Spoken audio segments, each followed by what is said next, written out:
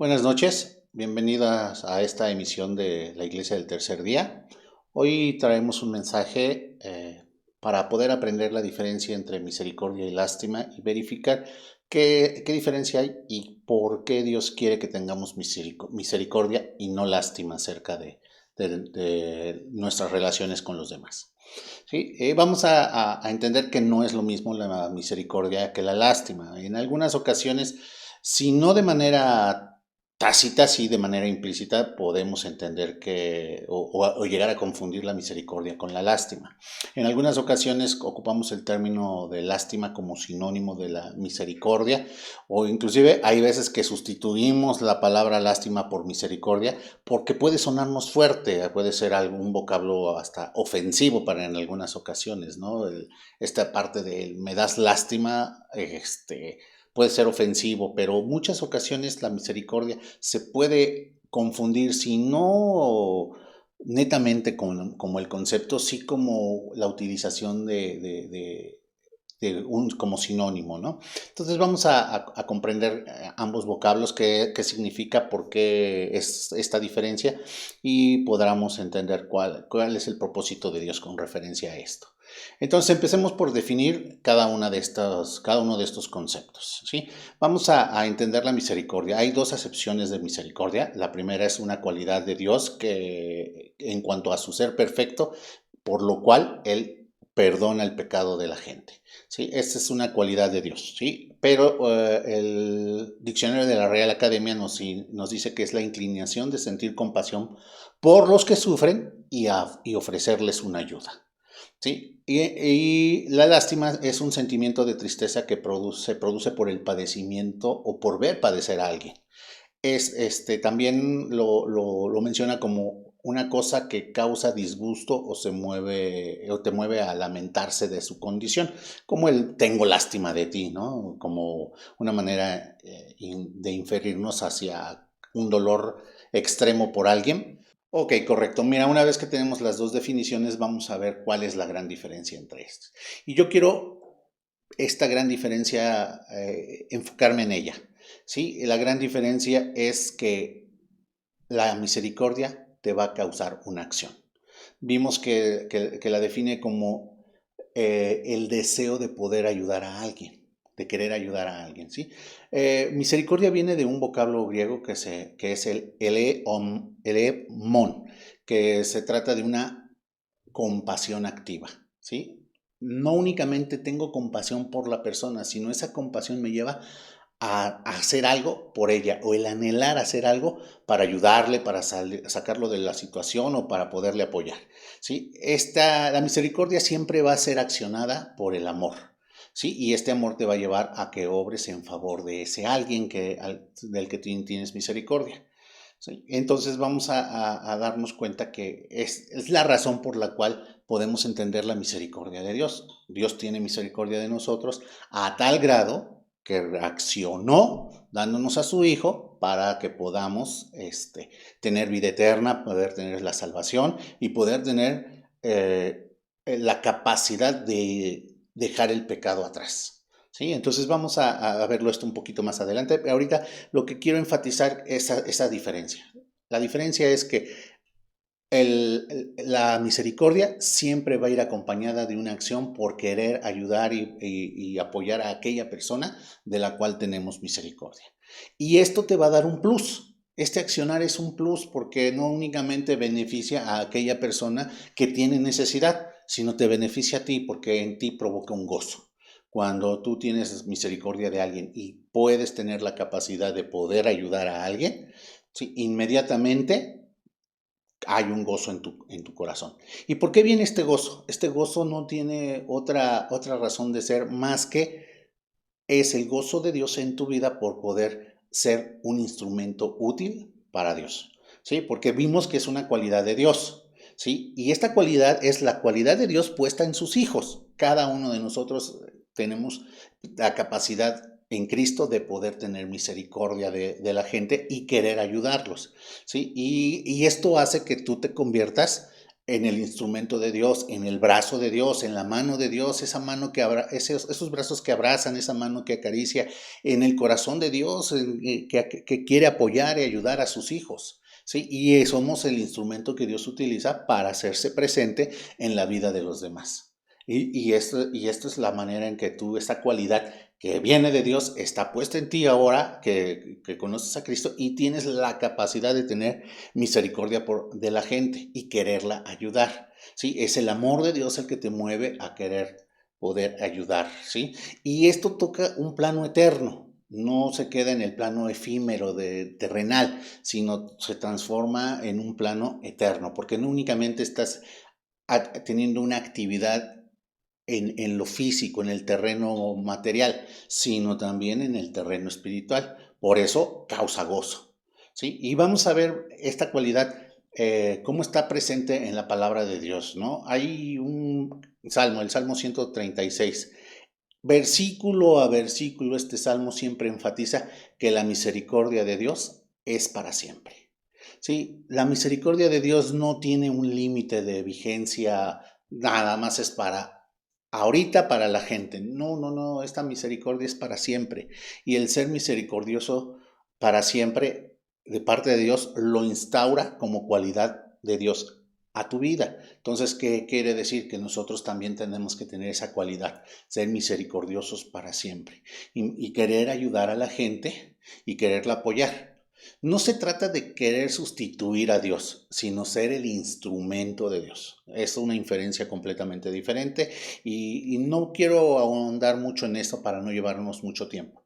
Pero lo único que sí te puedo decir, no eres el sustituto de Dios, eres el instrumento de Dios para manifestar la misericordia, el querer apoyar, ayudar a esa persona. No le vas a resolver los problemas, sino le vas a enseñar que hay un camino para resolver sus problemas. Y este camino es Cristo. Y si entendemos que la misericordia de Dios es una misericordia activada por el amor, podemos comprender que la misericordia de Dios es para siempre, porque su amor es para siempre. Y vamos a poder entender paso a paso y momento a momento, en cada actividad que tú realices por apoyar a tu prójimo, va a estar inmerso el amor, va a estar puesto el amor. No puede haber misericordia sin amor. El amor va a estar presente en la misericordia porque es el amor de Dios moviéndose en ti. Date cuenta que todo esto es Dios moviéndose en ti. No es porque tú seas un gran hombre, una gran mujer, una gran persona. Es porque tú eres un hijo de Dios que manifiesta el amor de Dios, las cualidades de Dios. Todas las cualidades de Dios deben estar siendo forjadas momento a momento, día a día, actividad tras actividad en la vida de cada uno de nosotros como hijos de Dios. Y debemos de entenderlo de esta manera. Entonces vamos a poder ver y poder manifestar que el amor de Dios es para siempre y poder manifestar que esa misericordia nos va a poder llevar al anhelo, al deseo de querer ayudar a la gente para poder vencer sus adversidades y poder estar llenos del Espíritu Santo. Eso es lo primero que tienes que entender y lo primero que les tienes que enseñar. ¿Sí? Y vamos a ver cómo este amor de Dios se manifestó en la misericordia desde la creación del mundo que provió de salvación. ¿Sí? Proveyó de una salvación para sus hijos. ¿Sí? Son dos cosas sumamente importantes que movieron a Dios en su amor, en su infinito amor y en su infinita misericordia a darnos a su Hijo para salvarnos. ¿Sí? Y no nomás nos dio salvación, sino también nos dio el poder de vivir en santidad, o sea, vencer el pecado.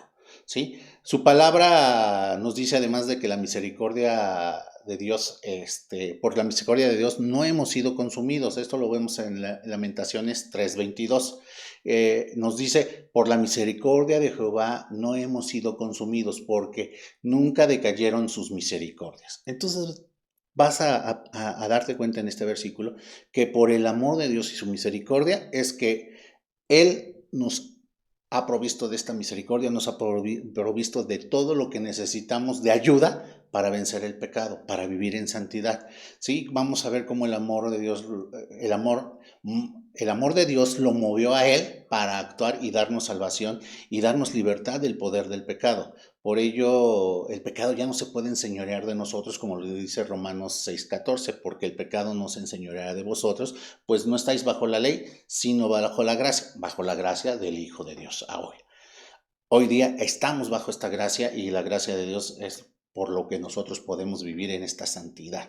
Ahora vamos a ver, entonces, ¿dónde radica el daño en la vida de muchos cristianos, o el engaño más que el daño, el engaño? ¿Dónde radica el engaño?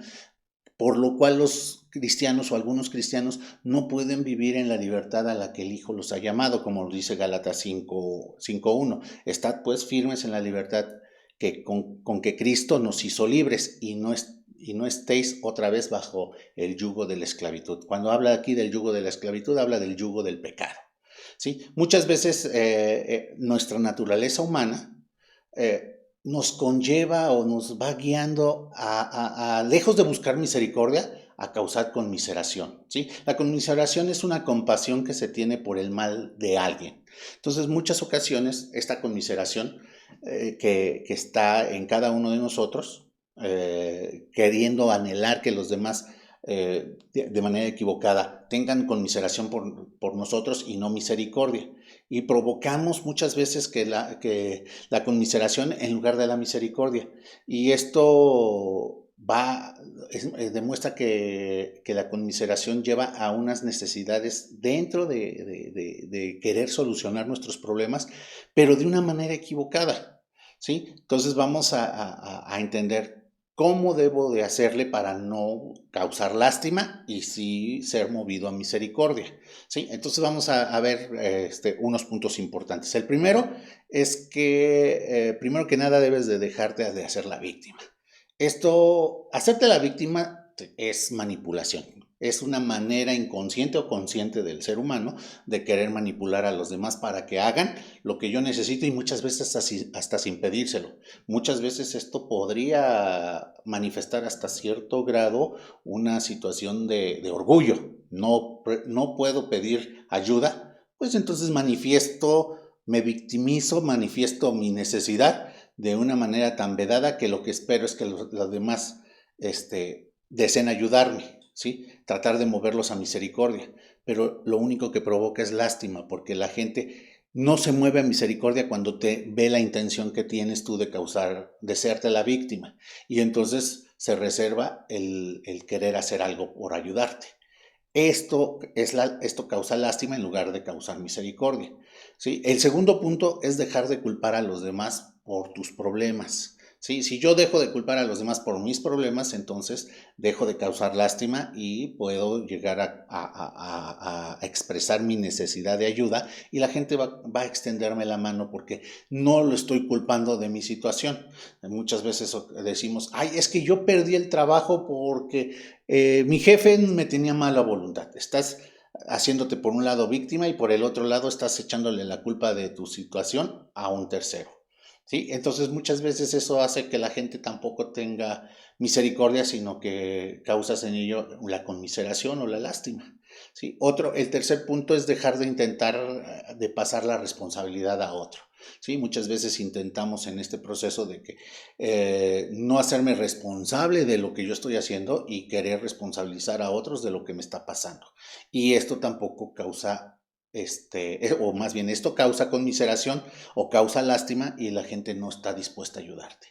El cuarto punto es dejar de pensar que yo soy el que sufre más en todo esto. O sea, nuevamente es hacerte víctima, sí, pero es hacer patente a los demás que el que más sufre en todo esto eres tú. Que el problema más grande que hay es el tuyo. ¿Sí? Cuando tú manifiestas esto o haces ver estas situaciones, la gente deja de tener misericordia de ti y causas lástima, ¿no? Pues, ay, pobre cuate, ¿cómo le está yendo, no? Ay, pero no te ayudan. ¿Por qué no te ayudan? Porque ni siquiera tienes la capacidad de pedir el apoyo o la ayuda, ¿sí? Entonces, ahora quiero irte al otro lado de la moneda. En estos mismos 4 puntos, ¿qué es lo que tengo que hacer yo para que la gente no tenga lástima de mí, sino que tenga misericordia de mí y entonces me pueda ayudar, me pueda apoyar en lo que yo necesito?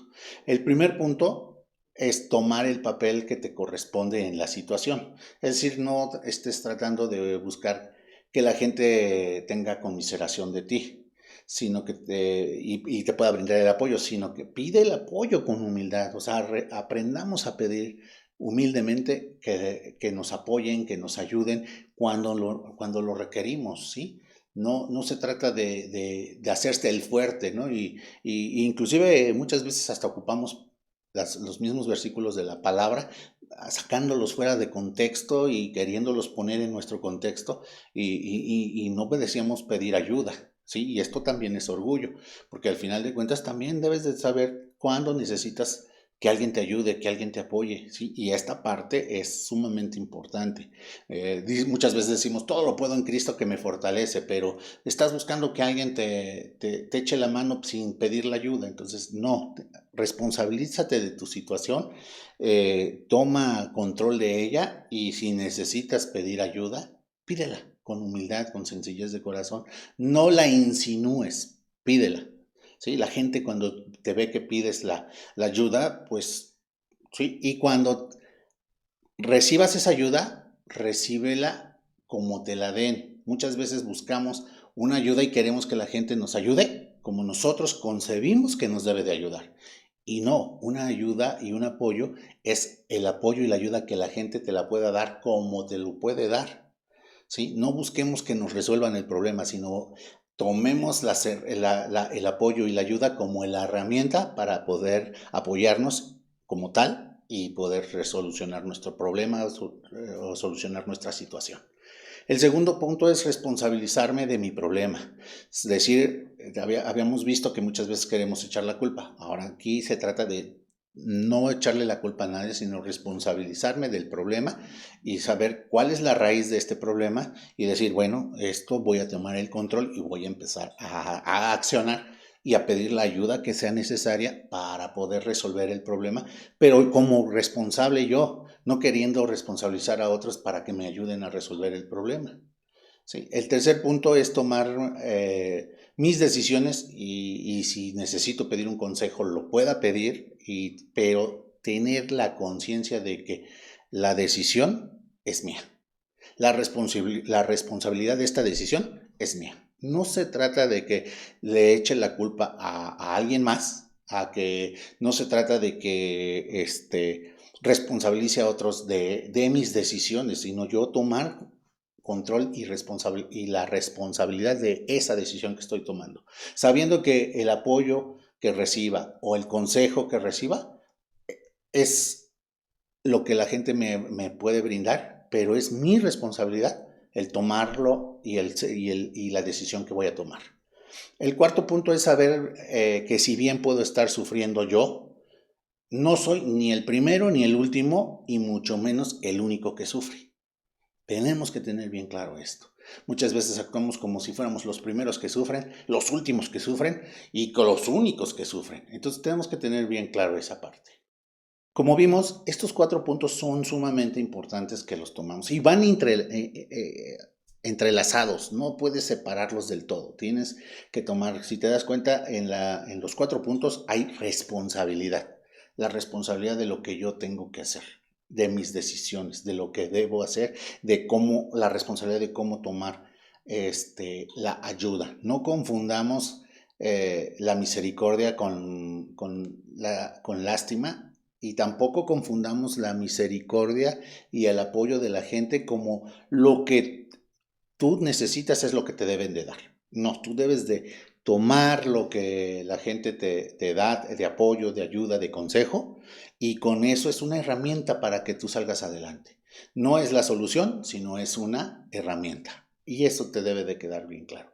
Y esa es la manera en que tú vas a lograr tener la diferencia entre misericordia y entre lástima, ¿no? Y además ahora quiero que lo enfoques a la perspectiva. Ahorita todo iba encaminado a cómo lograr que la gente tenga misericordia de ti y te ayude y te apoye y te dé consejo.